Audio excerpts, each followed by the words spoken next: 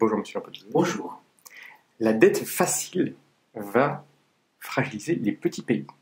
Oui, c'est grosso modo ce qui se passe, c'est que de la crise que nous vivons, les grands font de la dette, beaucoup plus que jamais, moins cher que jamais, pour sortir de l'affaire.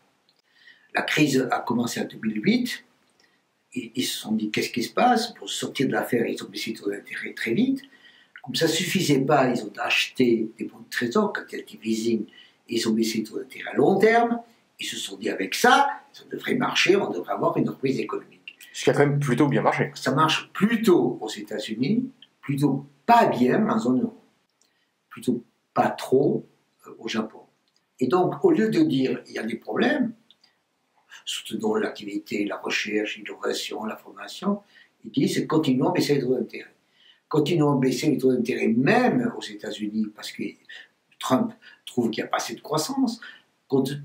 Baissons les taux d'intérêt aussi en zone euro parce qu'il n'y a pas l'inflation à 1 et quelques alors qu'on a dans les 2 et donc on peut continuer d'une certaine manière à baisser les taux d'intérêt parce qu'on n'a pas les 2% attendus.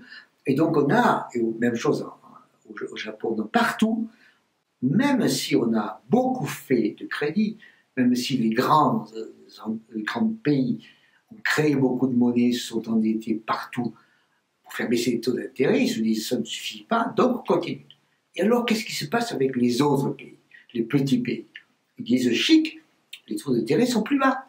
Chic. Moi aussi je peux m'endetter à pas cher. Chic, les taux d'intérêt sont plus bas, donc le risque est moindre. Donc j'en profite. Double ration.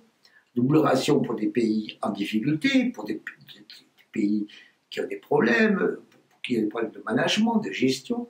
Et donc, d'une certaine manière, comme c'est table ouverte aux États-Unis et table ouverte en Europe, pourquoi pas nous en profiter en Afrique et en Asie. Et donc on voit à l'heure actuelle une montée de la dette aussi dans les pays émergents qui est évidemment inquiétante. Pourquoi? Parce que quand les gros auraient des difficultés, ils pourraient continuer, eux, à créer des bons du trésor, à avoir des déficits budgétaires qui seraient achetés par les autres, tandis que les autres petits, quand ils auront des difficultés, ils auront des déficits budgétaires qui achèteront leur bon du trésor.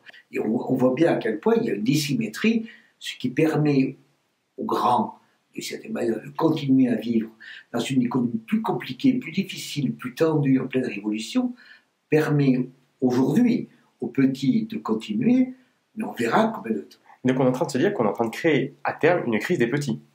La crise des petits, c'est toujours en moyenne comme ça que ça se passe. C'est-à-dire, la grande crise de 2008, ça a été une crise d'un grand, les États-Unis. Mais en général, on avait toujours une crise dans les marges, les plus fragiles se mettent à souffrir, alors que les gros commencent à un peu faiblir. On dit toujours que quand les gros se mettent au régime, ce sont les petits qui meurent. En moyenne, c'est toujours le risque qui arrive avec des pays fragiles. Je passe par exemple, regardez la situation du Liban, qui est un pays fragile, qui est un pays endetté, sinon surendetté, et combien il y en a de cette nature. Et donc, si un jour il y a des interrogations, l'argent qui va au Liban s'en va. Il ira, par exemple, aux États-Unis, en toute hypothèse, ou en Europe.